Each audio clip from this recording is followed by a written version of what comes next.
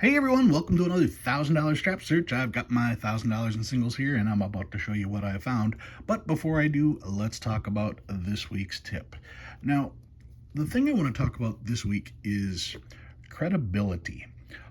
My channel isn't listed as entertainment. My channel is listed as educational.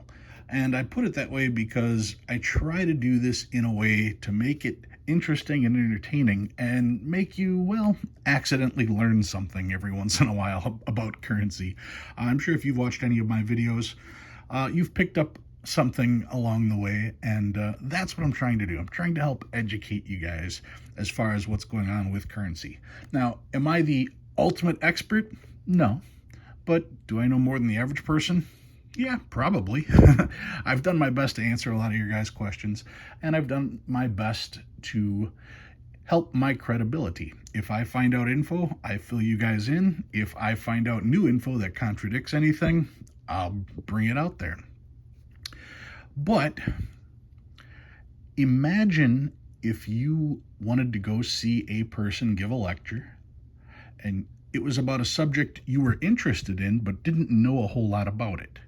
And you sat there for 2 hours listening to that lecture and took notes and thought everything they said was amazing because it was all stuff you had never heard before. You thought you were educating yourself.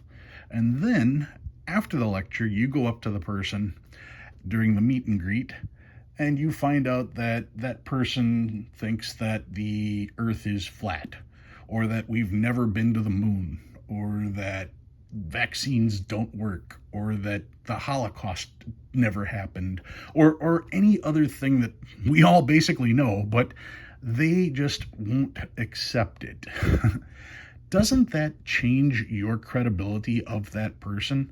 When something as simple as 1 + 1 = 2, and they want to sit there and go, no, it could be 3. Well, no, it could be 3, but it's 2. So yeah, credibility goes a long way when you are talking to somebody on a subject you are trying to learn from. I try not to learn from people who haven't learned for themselves. Anybody can have an opinion, and opinions are like buttholes. Everybody's got one, and most of them stink.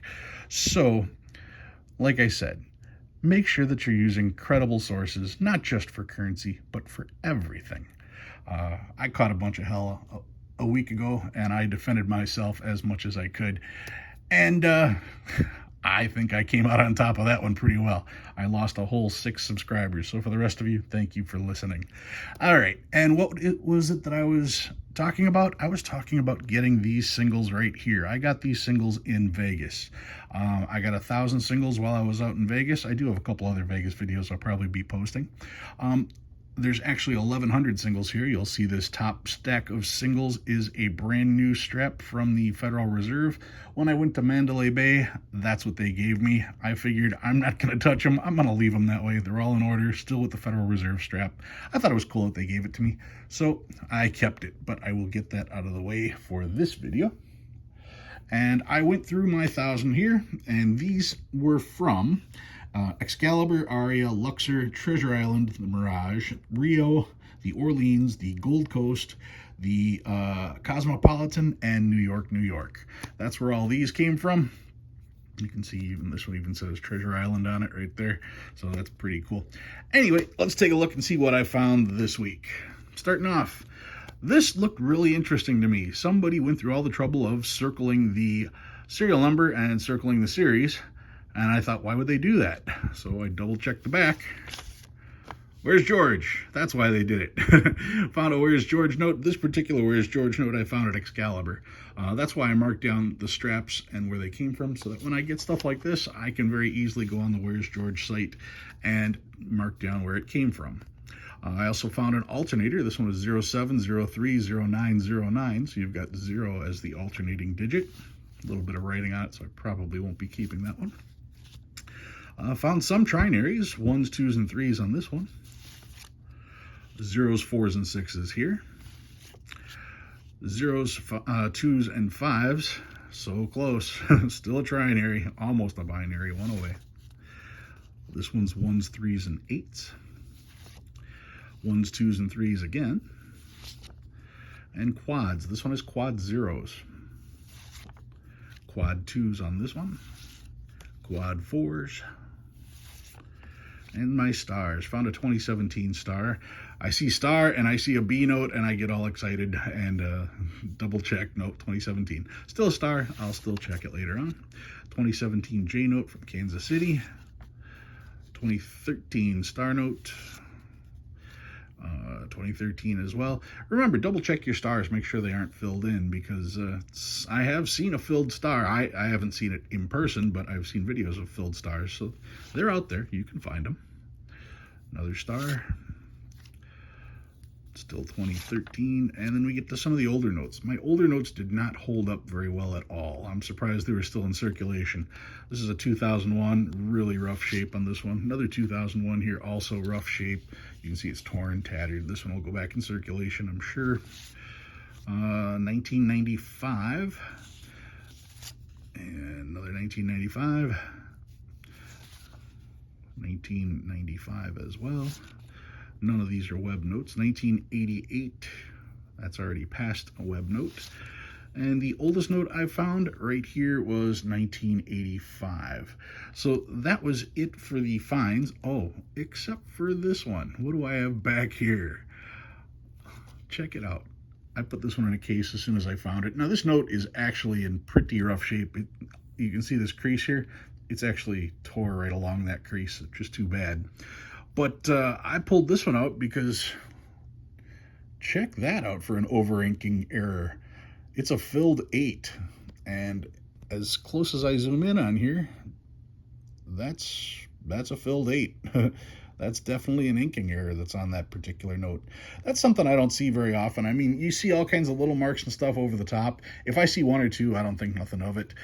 Sometimes there'll be over print or back to front wet ink transfers over here, but to actually have the 8 filled in like that, that's something I don't see very often. So I pulled it, threw it in a case, and I'm going to make sure I hold on to this one. I think that's a pretty neat error. Nothing exciting on the back. Like I said, there is damage to the note, so it's not worth a whole lot, but like I said, all the notes I look at, something that I don't see very often, so I wanted to pull it. All right, let's get these out of the way here, and I will slide these over here. What did I pull out this week? Well, I've got an interesting note, and it's based on credibility that I got this. I gotta pull it out of here real quick so I don't lose my spot in the book. We will just go this way with it. All right, this is what I've got this week. I was looking at my LCS's display. He had just put up a bunch of currency, and I saw this $10 note. Now, it got my attention right away because there's a lot of stuff missing on here. It only has one serial number. The other serial number is gone. There is no seal. There's no green seal on there at all. So it looks like that it would be what's considered an obstruction error. Now, an obstruction error happens when a random piece of paper falls on top of this particular sheet when they do the third printing. That way you'll end up with a serial number on this side, and there will be no serial number on this side. Now, there are examples of obstruction errors where the actual obstruction piece is still there. One of the most famous ones is the Dole banana sticker. Somehow a Dole banana sticker got placed on a piece of the paper before they printed it, and they just printed right over that Dole sticker. That's probably the #1 example of an obstruction error. But it doesn't have to be a sticker. It could just be a piece of scrap paper. So like I said, at first glance, you would think that a piece of scrap paper had fallen on here and caught part of the third print.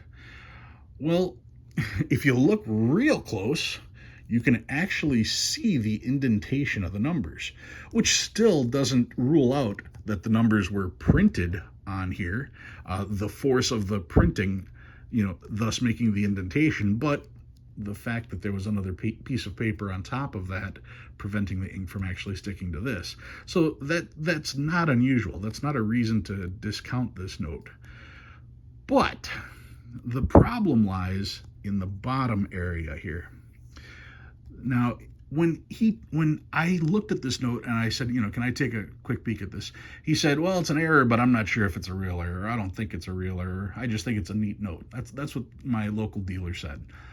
And I agreed with him. I said it's a very neat example, but I don't think it's a real error.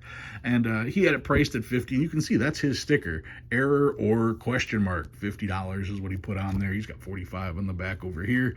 I think I ended up getting this for like 25 or 30 bucks off of him, because I know this isn't a real error, but it's still an interesting note, and it is something I can use to help teach what to look for. So how do I know that this isn't real? That's the big question. Well, you can see here it says Secretary of the Treasury, and there is no signature. Also, what year is this note? Because right here is where the series number is. And based on this signature, I was able to figure out that this is actually a 1950 $10 bill, based on the signature of the treasurer, because that signature was only on the 1950. Okay, but the fact that this signature is here and this signature isn't, that's your first hint. Now, sure, you may look at this serial number and go, well, that serial number is there and this one isn't, so what's the deal? Well, these signatures are printed at the same time as all of this. So that means that for this signature to not be there, the obstruction had to be there, preventing that signature from coming into play. This obstruction would also have to cover where the date would go. So if there was an obstruction, all of that would be covered. Okay, well, that would explain why that's not there. So how do I identify any of this as a fake error? Well, these signatures, like I said, are printed at the same time as the center picture and as the border. That's called the second printing. There's another piece of this little puzzle that is also part of the second printing, which is Washington, D.C. and the number 10. So for some reason, the signature didn't make it to the bill, the date didn't make it to the bill, but Secretary of the Treasury did, and 10 and Washington, D.C. made it. So if there was some type of an obstruction, it would have to be a very thin little piece of paper right here. That would obstruct the signature, and that would obstruct the series. So now, after that obstruction, then they go into the third printing. The third printing is where you get the green ink, where you get this seal, where you get this seal that's missing, and where you get these numbers here, which are also missing. Well, once again, you have items on both the second printing that's missing and the third printing that's missing. But there's a huge item right in the center, which is there. Now, think of the shape of the obstruction error. It would have to have been the exact dimensions of the serial number, because there is no part of the serial number showing at all. So it would have had to have just covered the serial number. It would have just covered the sixes that are over here. And on the $10 bills, it's quite common that the 6 ends up touching over here on the border. But you can see this border, if I go real close, there is nothing there. It's perfectly fine. And then, like I said, the seal is supposed to go on top of this. There is no seal here, but the word 10 is here. So there was nothing obstructing the word 10 from getting there. So what was obstructing the seal from getting there? So like I said, all this stuff doesn't add up. If the word 10 wasn't here with Washington, D.C., then maybe there was a piece of scrap paper that landed here to cover all that stuff. But you'd also expect to see portions of these borders as well being obstructed, not just a clean signature obstruction, not just a clean serial number obstruction. You'd expect other portions of this to also have obstructions. Now, I don't know how anybody actually very carefully removed all that stuff. I am not into printing and engraving to that detail to know how to get ink out of stuff. But in my opinion, this would be a fake error. It just doesn't add up to me. That's why he thought it was a fake error. That's why I thought it was a fake error. I wanted to pick it up anyway so that I could show you guys things you can look for to help the detective portion of discovering whether or not you've got something that's real or fake. So as far as credibility goes, that dealer to me has all the credibility in the world for being able to identify this as a potential fraud, and I am doing my part to also identify these things to you so that you don't get taken by it. All right, guys, if you learned anything new this week, go ahead and hit that like button. If you like what you see and you want to see more, please subscribe. I love reading your comments down below, and I'll talk to you again next week.